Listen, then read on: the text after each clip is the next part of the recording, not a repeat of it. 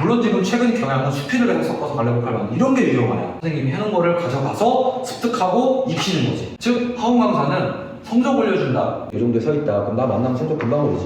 뭐 한두 달?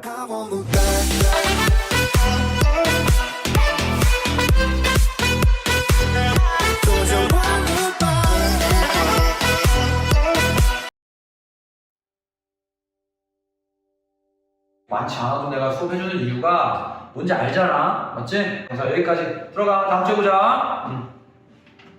의사쌤, 오늘은 상담 없으세요? 상담? 네. 상담은 우리가 이제 매주 하는 게 아니라 요걸 좀 지고 갈까? 잠깐만. 9월, 9월 요새 이렇게 3개 있단 말이야.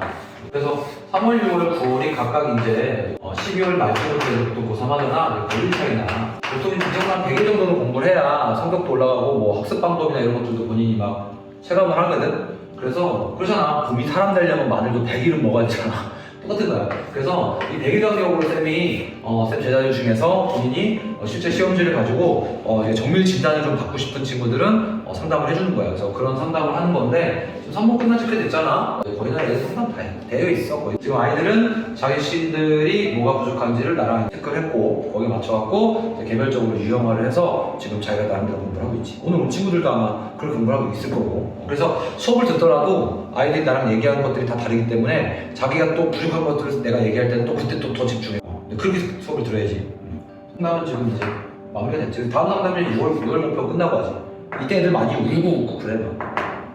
상담하실 때 유형화에 대해 말씀을 많이 하시는데 유형화가 정확히 뭐예요? 공부도 그렇고 쌤은 원래 유형화를 원래 잘해. 수학이 아마 애들이 좀 잘 이해하지 않나? 쌤이 이제 어릴 때 수학을 좀 좋아했고 요즘 수능 문제 나오는 거 풀어보거든? 요즘 뭐 수원 뭐다 보니까 이제 유형화야 이제. 수학에서 이제 수원을 유형화를 한다면 이렇게 되잖아. 일단 너희들이 수원을 공부한 친구들이라면은 요 3개를 내가 수원에서 배운다라는 거 다 알고 있을 거 아니야. 이게 유형화야. 큰 그림을 그려가는 거지. 근데 이제 여기서 끝나는 게 아니지. 더 깊이 있게 들어가야겠지. 그래서 뭐 지수록 감사 같은 경우에는 지수록의 개념 배우고 사실 지수록을 우리가 배우는 이유가 뭐야? 그래프나 이런 거 분석하려고 하는 거잖아. 뭐 그래가지고 이제 그래프. 그 다음에 이제 이걸 조금 심화해서 활용하는 문제 이제 이거 이제 활용이 이제 심화 문제잖아. 이런 것도 이제 다 알잖아. 이거 같은 경우도 뭐 개념 배우고 뭐 이것도 이제 활용 배우잖아. 등비수열 이라는 거를 배우면서 수열이라는 거의 기초를 배우고 수열의 합을 우리가 배우고 마지막에 이제 기납법 이게 가장 어렵지 않아. 왜냐면 요거 이제 불규칙한 수열을 너희들이 막 추론해내는 거잖아. 여기서 끝나지 않지. 보면은 이제 너희들이 뭐 요런 거 2점 나오고 요런 거에서 이제 4점짜리 꼭 나오지. 그리고 여기서 이제 4점짜리 꼭 나오고 초보 난이도 문제가 풀어보니까 그러던데 여기도 이제 4점짜리가 나오지. 어려운 문제가. 굳이 이제 수능에서 킬러라고 하면 너희들이 이제 3개인데 생각해봐. 사실은 여기 킬러를 풀기 위해서는 이거 다 알아야지. 그럼 너희들이 이런 거 공부할 때 애초에 킬러가 어떻게 이어지는가라는 걸 생각을 염두에 두면서 공부를 해야겠지. 그러려면 이런 거 자꾸 틀려가면서 내가 위에 배웠던 이런 게 개념이잖아. 이런 것들 중에서 어떤 것들이 지금 고난이도 문제를 이렇게 출제해갖고 연계해서 나오는구나. 그리고 나중에 이게 또 어디 연계돼? 이게 미적으로 다 연계되잖아. 그것처럼 국어도 이런 식으로 돼 있어야 되는 거야, 머리에. 그럼 내가 수원을 공부한다 그러면은 뭐를 뭘로 끝내야겠다. 뭐 학원 강의를 들 때는 이거는 그래서 누가 강하고 어떤 선생님이 잘 가르친다. 이런 것들이 체계화가 돼 있지. 근데 국어는 이런 게 잘 안 돼 있단 말이지. 그래서 그거를 쌤이 니들한테 설명해 줄 때 그 유형화를 하는 거야. 그러면 유형화는 어떤 학생들한테 필요한 거예요? 학생들 이거랑 비슷하게 근데 국어에 대해서 유형화를 써주고 그러면은 아이들이 쉽게 알 수 있어. 그거 같은 경우 문학이다. 문학 같은 경우 유형화를 쌤이 이제 해볼게. 문학이 이제 약한 친구들의 경우에 독서가 약한 친구는 독서를 이렇게 유형화를 해서 이제 디테일하게 들어가고 다 약한 친구는 다 이렇게 유형화를 해놔야겠지. 문학 같은 경우 우리가 뭐냐 4문이 나온다. 그리고 17문제다. 그리고 이제 문학이라는 거가 총 그 4지문이 나오니까 4개가 어떤 지문들이 나오는 거로 유형화가 돼 있어야겠지.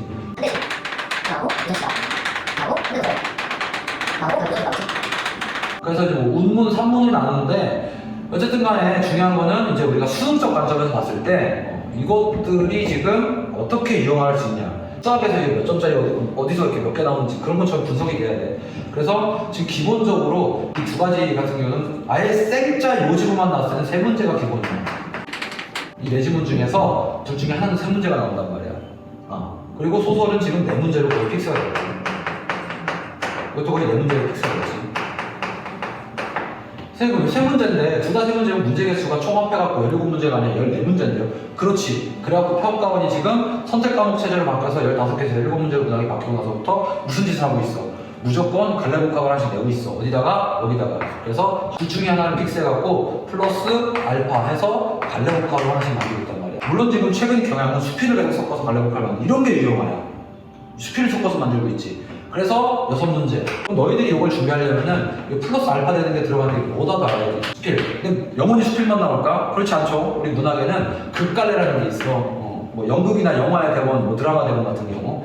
우리가 알고 있어야 돼. 그러면은 너희들이 요 문제 어떻게 풀고, 요거 어떻게 풀고, 요거 어떻게 풀고, 어떻게 풀고, 또 어떻게 읽을 것이고, 그러니까 지문은 어떻게 읽을 것이고, 그리고 이 문제들은 어떻게 풀 것이고, 그러면 이 지문도 케이스화를 해야 되니까, 유형화를. 그럼 현대시를 공부할 때는 지문을 쫙 유형화를 하고, 또 요 세 문제는 어떻게 나오는가에 대해서 역대 기출문제를 가지고 쫙 유형화하고 선택지도 보면서. 근데 이게 오래 안 걸려. 되게 많은 것 같죠. 근데 쌤 같은 사람한테 강의를 들 때는 너희들이 그걸 하는 게 아니라 선생님이 해놓은 거를 가져가서 습득하고 익히는 거지. 그게 학원 강사 할 일이야. 그러니까 너희들이 혼자 하게 되면은 이게 엄청 오래 걸리는 거야. 생각보다. 뭐 한 2달 걸린다고 보면 학원 강사가 해놓은 거를 배웠을 때는 이제 좀, 뭐 한 1, 2주 만에 끝나는 거지.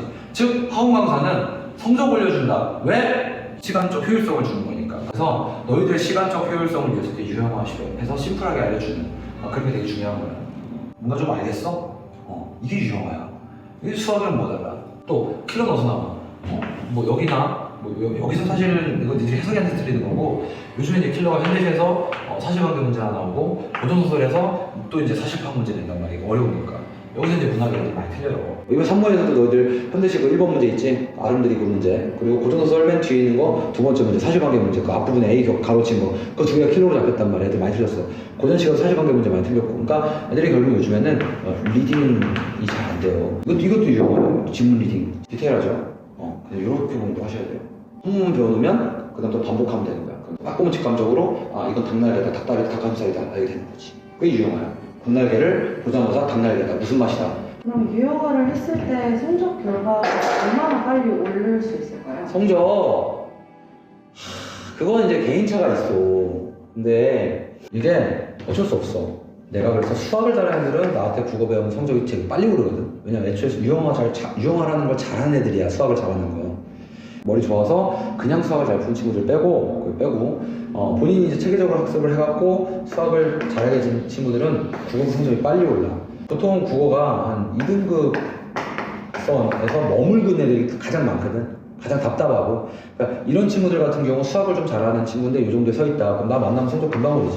왜냐면 유형화가 잘 되니까 이렇게 공부하면서 어떻게 해야 될지 알게 되니까. 근데 이제 3등급 이제 좀 아래쪽 친구들 같은 경우는 유형화도 유형하지만 일단은 많이 해야 돼. 양치기가 좀 필요해.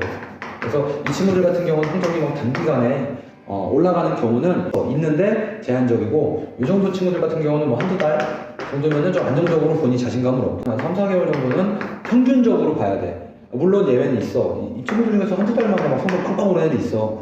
유튜브나 어디 학원 가면은 막 홍보한다고 막 단기간에 올렸다고 하는 사람 있잖아. 쌤 얼마나 많이 가르쳐 봤겠냐. 난 광고도 없이 여기까지 내가 성장한 건데. 5등급에서 1등급 단기간에 뭐 한 달 만에 있어. 근데 얘네들 보면 어릴 때 책 원래 읽었던 애들이야. 대다수가. 어느 정도 센스가 있던 애들이야. 그러니까 그런 거 형태지만 최소한 뭔가 하려면 내가 그래서 아까 상담도 369, 369잖아. 최소한 100일은 꾸준히 해줄 생각을 해야 된다. 뭐든지 최소한 100일은 해야 돼. 마늘이랑 쑥도 100일 정도는 먹어줘야 그래 이게 살아내는 거야. 알았어? 어느 정도 얼마나 걸리나요? 중요한 문제거든? 근데 100일 정도 걸립니다. 혹은 100일 좀 넘게 걸립니다 라고 하면 신뢰성이 있는 방식이고, 한두 달? 이렇게 얘기해버리면은 그건 좀 약간 야매 느낌이 난다 이렇게 생각하시면 돼요.